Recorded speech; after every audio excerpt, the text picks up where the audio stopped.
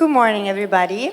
My name is Claudia Della Mora. I'm a managing director of Black Legend Capital. I've been in M&A and investing banking all my life. I come from Merrill Lynch and cover several industries so far, from hospitality to consumer products, oil and gas, natural resources, and finally cannabis in the past 7 years. I'm based in Los Angeles, California.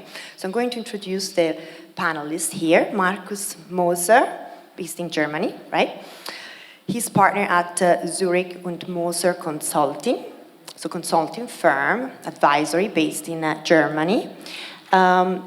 He's focusing also in different industries, and he comes from natural resources, mining, but in the past few years has been focusing into the cannabis industry in Europe. Then we have David Trailer, Golden Eagle Partners, Managing Director of Golden Eagle Partners, a consulting advisory service group as well, focusing cannabis. And finally, we have Jamie Pearson, President and CEO of Bank. So this panel is comprised of 3 advisory investment banking consulting people and an entrepreneur, CEO of a multi-state operator, vertically integrated cannabis company in North America. All right, great. So what are the differences between US and global strategies for investment and operations? Let's start from Moser. Moser, can you tell us a little bit, your point of view on differences and similarities between US or North American, Canada as well, and European companies in their operation strategies? I think, first of all, if you look at US, they are front runners in the sector, and the companies are much larger than in Europe.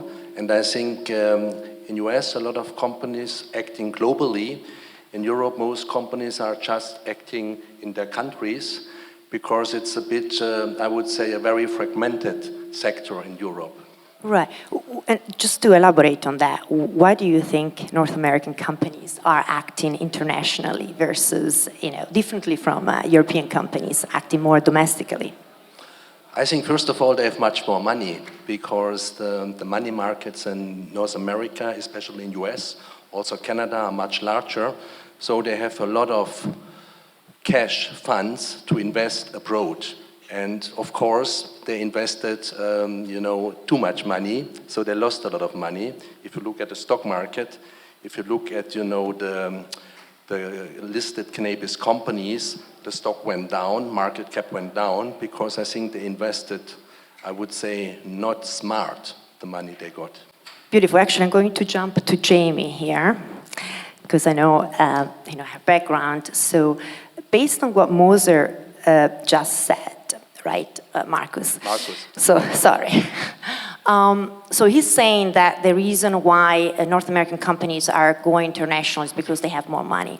Do you agree with that? In terms of, is there like a growth problem here? I don't think so. I don't agree with that. I think and I don't think you're wrong. I think I think there's more to the story. And I think the piece that I would add to that, couple things. Number one, let's take the publicly listed company TrueLeaf, for example. Their market cap's down. I think they're trading around $12 when they normally operate around $28. They were around a $10 billion market cap. I think now they're at like $2.5 billion. They've put up 18 profitable quarters. They've continued to exceed analyst expectations. That's not because they're making bad decisions that their market cap's low. As I said in my keynote, the entire sector is down. So I don't think that you can say that American companies are making bad decisions. I think it's cannabis, you're swimming upstream. You are operating in prohibition, and capital is not easy to get. It doesn't matter what continent you're on, because there is a stigma, there's a lot of fear. But what I will say is you can run a fantastic company right now, and your market cap's gonna be in the tank. That's just the reality of the world that we live in right now. I think, to answer your question, why are US companies looking to come to Europe? It's a burgeoning market.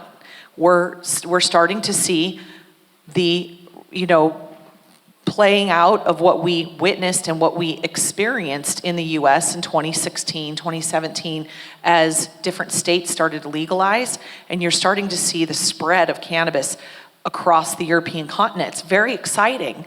And for those of us that have experienced that first to market success, we got another market that we can go jump in and be first to market. And I think that's why these American companies are looking for other opportunities where they can jump in and take a stranglehold on a market and be first to market. That's what I think is happening.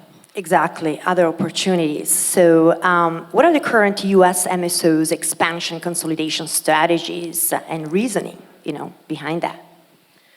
Well, I've had several MSOs approach me to, put my fingertips out into the world and see where there's opportunity. And what they're doing is trying to smell who are the operators that are tied into money, who are tied into legislation, and who are really kind of are operating in the background and they know what's happening. And so the MSOs who've been there, done that, are smart and they're looking for the operators. So with that being said, if you're an operator out there and you're running an operation that is well-funded, that's connected legislatively, and that has the ability to do big business across multiple countries, you should come find me. Let's ask a question to David, actually, as a, continuing from this topic. Can you tell us a few strategies for cannabis investment operators that we've seen work internationally, well, better or worse, from the United States into other countries? Thanks, Claudia. Actually, let me step back a little because, first of all, I'm an investment banking firm, Golden Eagle Partners. We're the first investment bank to be in cannabis in the U.S. We jumped in 2013. But I think I want to tell a little story because it helps inform our perspectives, because I've been very lucky to do what we're doing, because I started out in biotech, have 2 undergrad degrees, biochem, molecular biology, and got into biotech companies. Actually, one based here in Berlin-Buch, 15 years operational experience. Luckily, got inventorship on 2 U.S. patents for my work in bioprocessing with recombinant hemoglobin. So that's, as you guys know, bioprocessing is a huge part of this industry, whether you're talking hemp, marijuana, CBD, THC, whatever you want to call it. Got into investment banking in 2005 doing biotech deals. Also did 5 years of business development, working with companies, doing deals with Pfizer, AstraZeneca, and then moved back to Colorado in 2009 to lead the life science group at a group called Headwaters. And then left in 2012 to found Golden Eagle Partners, and that's when Colorado and Washington voters legalized it. So in 2013, we started working in the industry.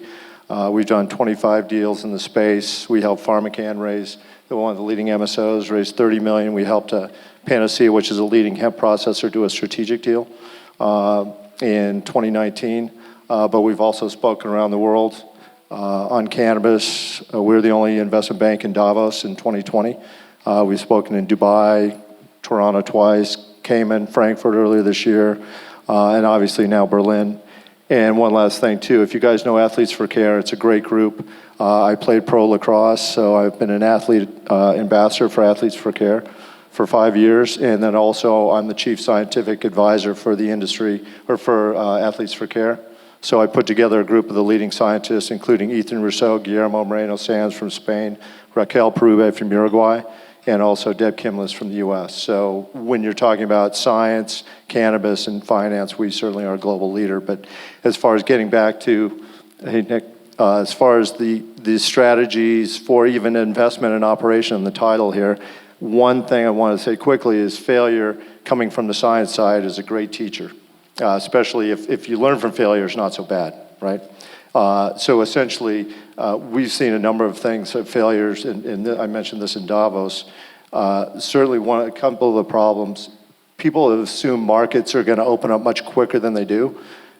We've seen that as a problem. You may know Canopy Growth put $40 million into a facility in South Africa and selling it for pennies on the dollar. The other thing that we know a lot about is that biological supply chains are inherently unstable. And so a lot of these growers, you name it, I mean, Aurora had the big facility out of Edmonton that they shut down. And I'll tell you, if you want to talk to me later, I actually know the reason why. But they assumed, all these producers assumed, okay, we grow, they'll come, which is another fallacy.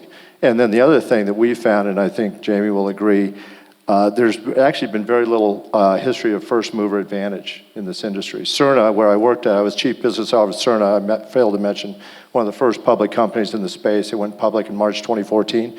They were the biggest name in cannabis in 2014. They had the biggest booth at the NTIA events.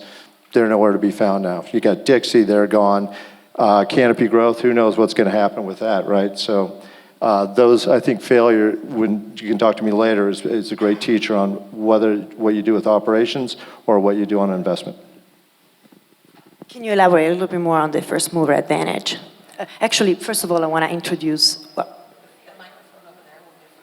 yes. Sorry. I'd like to introduce Nicolas Faes, Senior Research Analyst at Bryan Garnier, so another research analyst, consulting advisory guy here. Hi, how are you? Finally, he was stuck in he went to the other hotel, unfortunately. Yeah, and on top of that, and you couldn't enter the hotel here because there was an important person who was trying to get out of the hotel, so the police blocked everybody getting in the There's hotel. a delegation here at this hotel.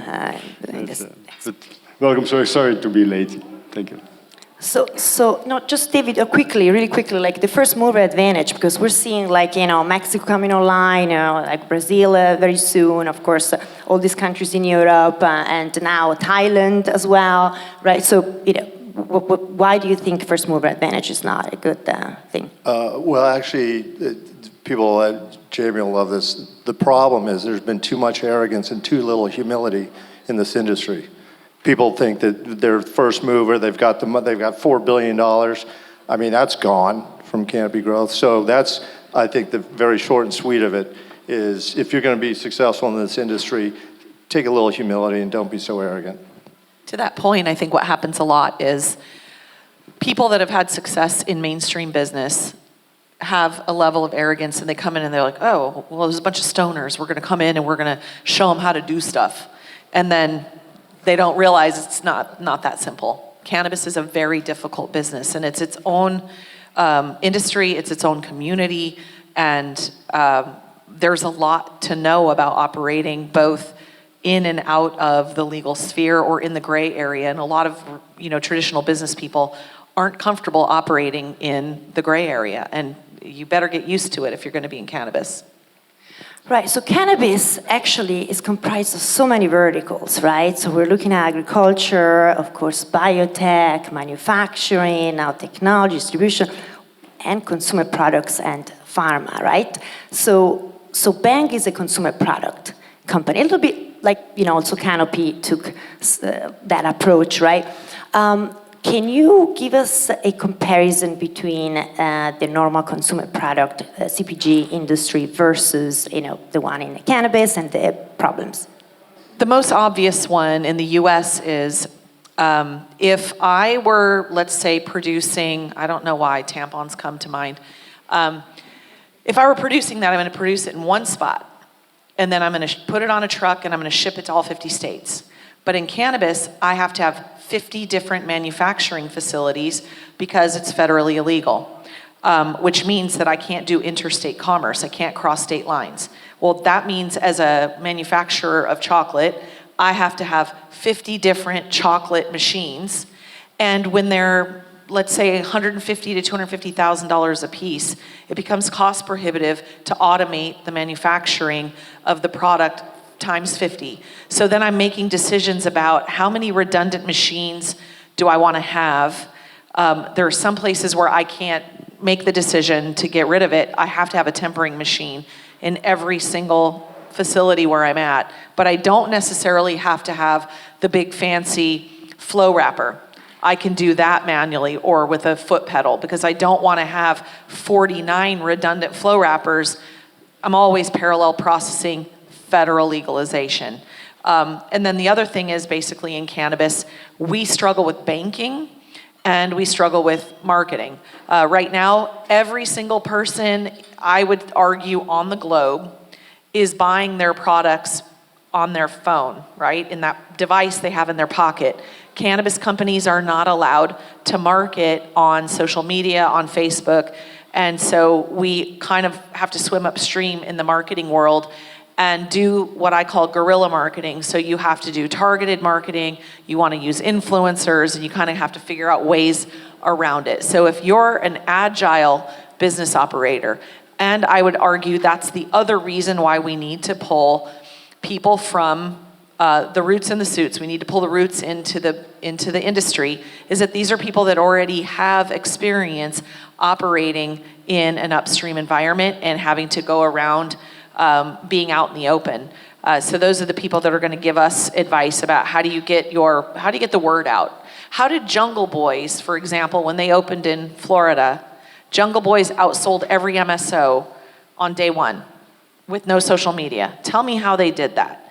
We need to go talk to them because they can tell us how they did that. But if we have the arrogance to think, oh, well, I come from CPG and I know what to do, I can't tell you how many times I've had an executive come from mainstream go, oh, all you got to do is, I'm like, well, if you want to spend your money doing that, but I'm going to tell you right now, it's not going to work and it's going to be a waste of money. And that's what invariably happens, and that's why Canopy is losing, $100 million or $300 million a year, is because they're just throwing money at problems, and you've got to be strategic. So you don't think Constellation gave a good direction to the company? I think Constellation came in and thought they were going to treat cannabis like alcohol, and it just doesn't work like that. So you touched on marketing. Marketing is a big problem in the United States. What about It's Europe? global. If, Facebook isn't going to let you market cannabis in Europe either. It's a global problem. Right, perfect. So let's ask a question to Nick. You have a deep knowledge in the market, you're a research analyst.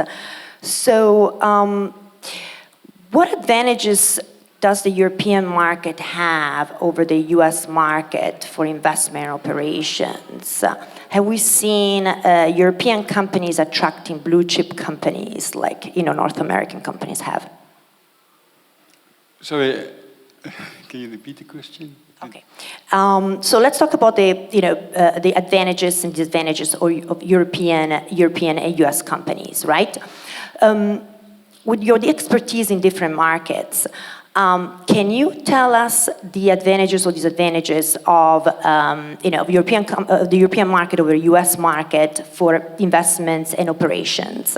Have you seen European cannabis-based companies attract blue chip investments, strategic investments, as much as North American companies? Well, but even the North American market, initially there were larger CPG companies who were looking and putting their toes in the water. We had some tobacco companies, we had some beverage companies, including Constellation Brands. But I think that they have been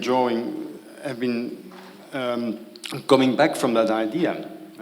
Take Imperial Brands, for example, who took a stake in Oxley and in the UK, Oxford Cannabinoid Technologies.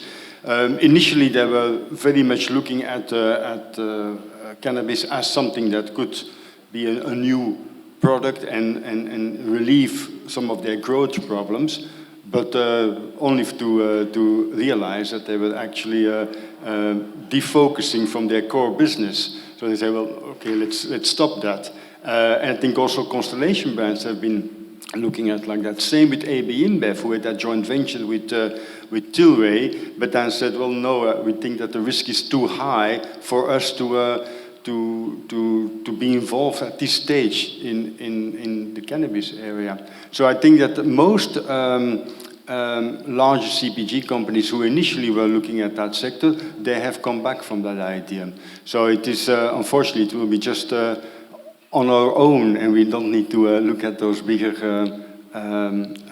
companies to support the cannabis industry. Okay.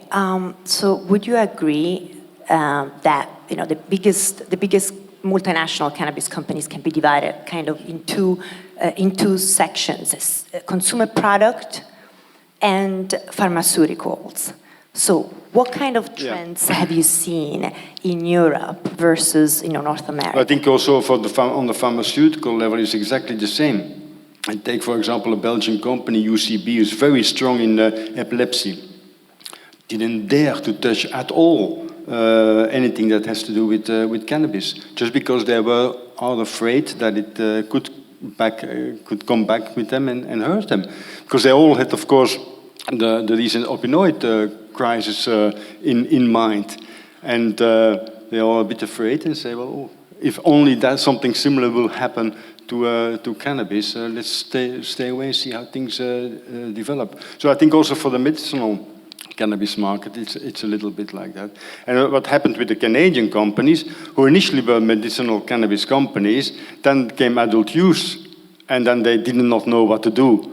So they just do everything. Oh, we're doing a bit of medicinal, and we're doing a little bit of adult use, and let's go in Europe. Let's go in Europe as well and have and do a bit of that as well. And they just spend money without having their basis operations in order.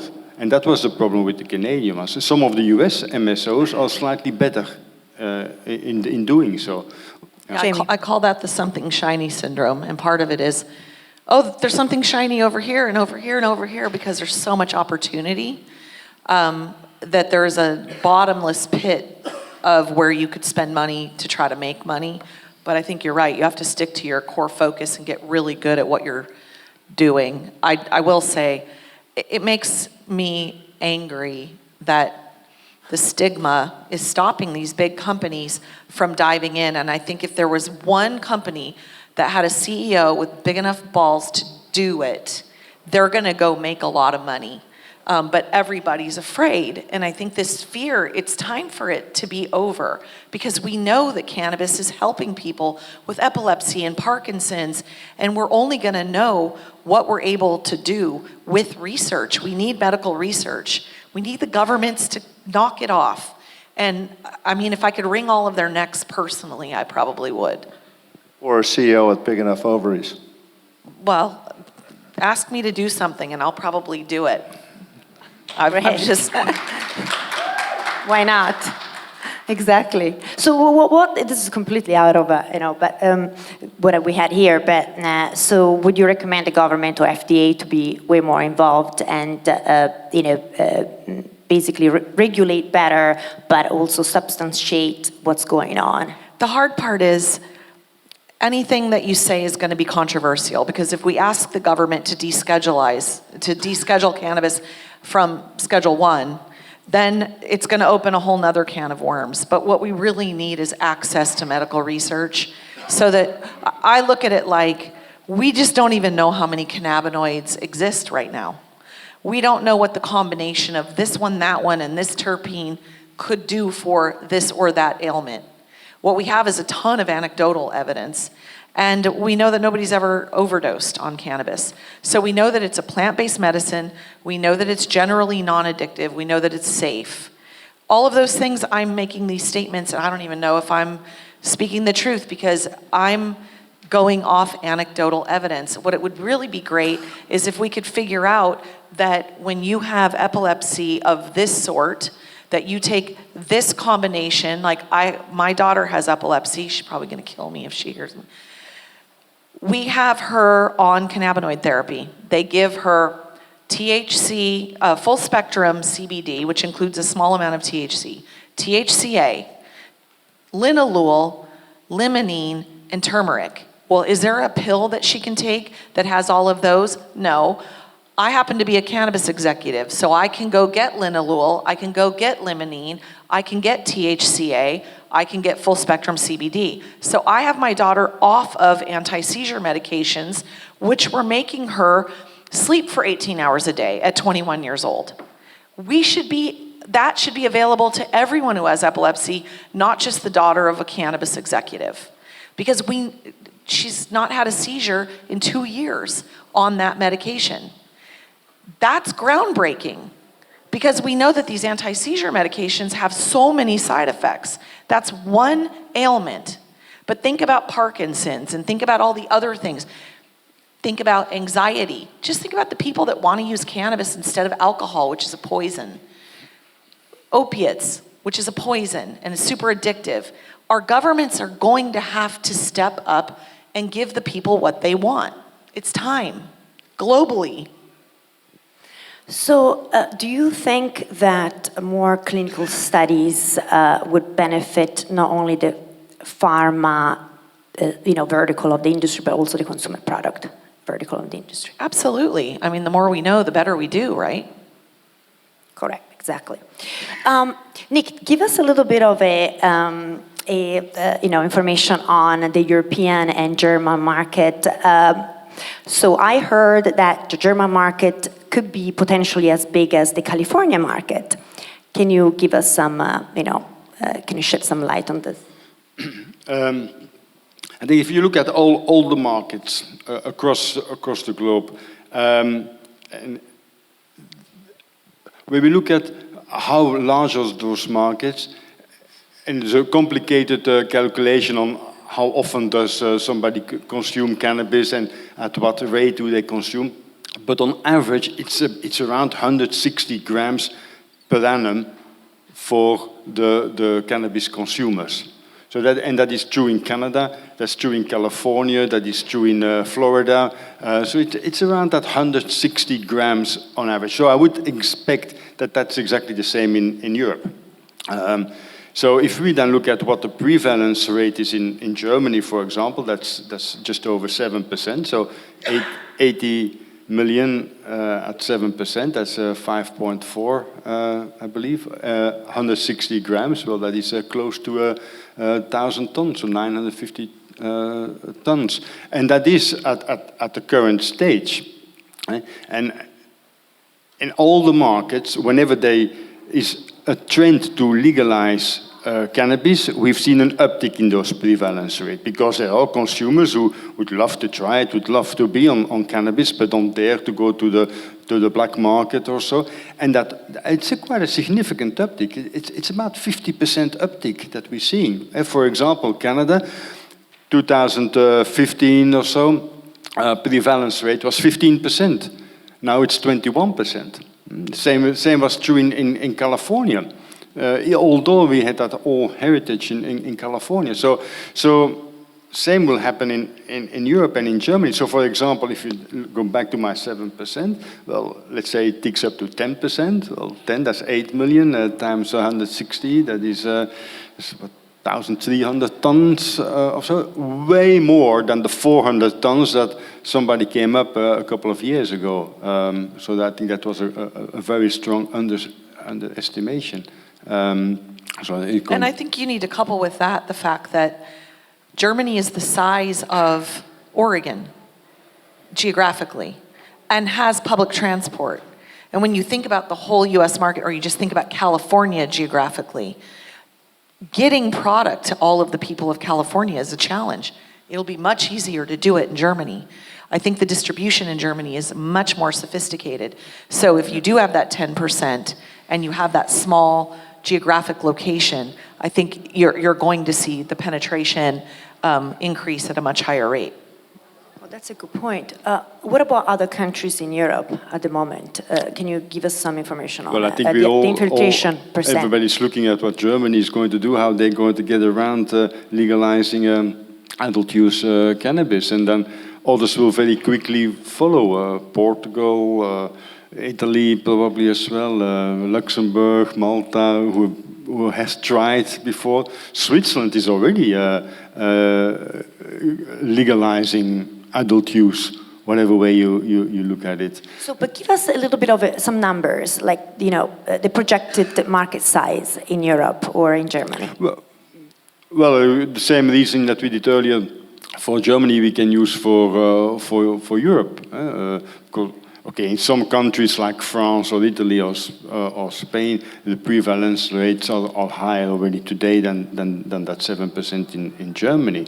But then if we look at it all in all, well, we come at a market which is probably be 6,000, 7,000 tons, and then pick your price at which current black market price is 10 euros. Probably will go down because the 10 euros black market, that is a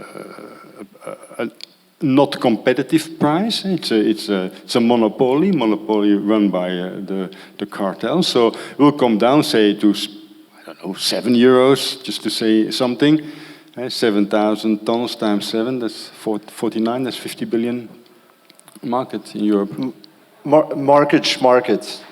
I mean, seriously, as I mentioned before, they've always been overhyped. I mean, the problem with this industry is it's going to be a race to the bottom. It's going to be a commodity, and it's going to be about your supply chain, okay? When you're talking about Europe, where is it going to be produced, and how is it going to be produced? Is it going to be Colombia? Is it going to be Lesotho? Is it going to be Canary Islands? Is it going to be Greece, Guernsey, Jersey, Cyprus? We've talked to groups all in those countries, Macedonia, maybe Portugal. I don't know the frickin' answer, and nobody in this room does. The other question is, how is it going to be produced? Is it going to be produced just as a phytosource? Is it going to be, for example, there's companies now in the US that are producing hemp, growing it outside, producing CBD and doing a simple chemical conversion to delta-9 THC. Then do you have yeast, do you have E. coli, do you have chemistry, or do you have a combination thereof where you grow, as I mentioned, some kind of certain cannabinoid or purify it out? And I don't have the answer either, although I'm pretty smart scientifically. So I think, you know, the markets have always been overhyped, and you name it. The question is, what is the supply chain in 5 years going to look like, and where is it going to be produced? You know, I agree, and whatever market that we look at, there's always an oversupply. And that will be a feature of this industry for the decades to come. So in the growing, there will be oversupply, way more than demand can stomach. So on growing at wherever it comes from. Initially, Germany probably will be the garbage bin of the world. Probably everybody who has some excess capacity will start, if they are allowed to, exporting to Germany. So Part of it's because of the energy consumption. And so what I'm hoping is that Germany will allow growers to grow in Germany. I don't predict that will happen because of the energy consumption. And so it is, I think you're right, the garbage, I wouldn't call it the garbage, but whatever. I think the cannabis will come in, but I think that David makes a great point because you can grow outside, you can use the sun. I think it's weird that we thought that people were going to grow cannabis indoors in Canada and mimic the sun. How expensive is that for you to have a giant warehouse, have a bunch of lights, and then grow it inside? When I think about from a chocolate standpoint, nobody grows sugarcane in a warehouse and mimics the sun so that they can make a product. You know, ultimately it is a commodity. But I do think, and the market thing I agree with, but I also think you have to have market predictors to know what the demand is going to be so that you can kind of wrap your brain around it. What I've seen is this cycle of governments always come in with fear and they don't issue enough licenses, and then the people sell out. It's crazy. I predict this will happen in Germany. They're going to, the day one of sales, doesn't matter what it is, everyone's going to sell out. And they're going to go, oh crap, we need more. And then they're going to open up the floodgates, and then too much cannabis is going to come in, and you're going to have an oversupply. This happens every single time. And then the market speaks.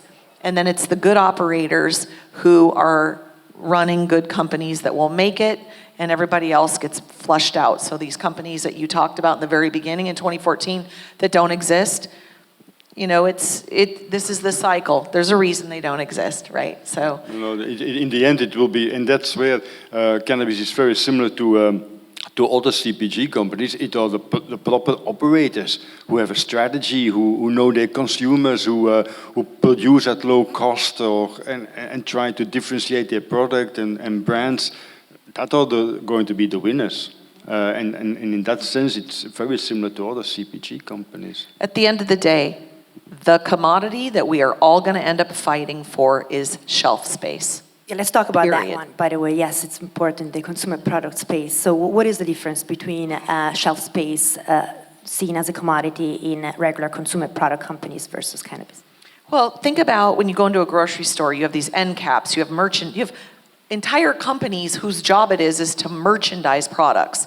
So they come in and they teach the CPG companies how to put products at eye level, how to bribe the store so that they're not down here on the shelf, that they're not up here on the shelf. You all want eye level. You want to have colors in your branding. So we all know all the fast food companies in America, they're all red and yellow. Wendy's, McDonald's, they're all red and yellow. Why? Because that is the psychological color of hunger, et cetera, et cetera. It becomes very sophisticated, very scientifically oriented. McDonald's. It's big business. That is all big business. Cannabis right now is everybody who's got a little bit of a creative, bone, they create some cool brand, and that's all going to wash out. And we're going to see it become systemized and scientifically designed. I'm wondering if Marcus has any insight into that coming from your area.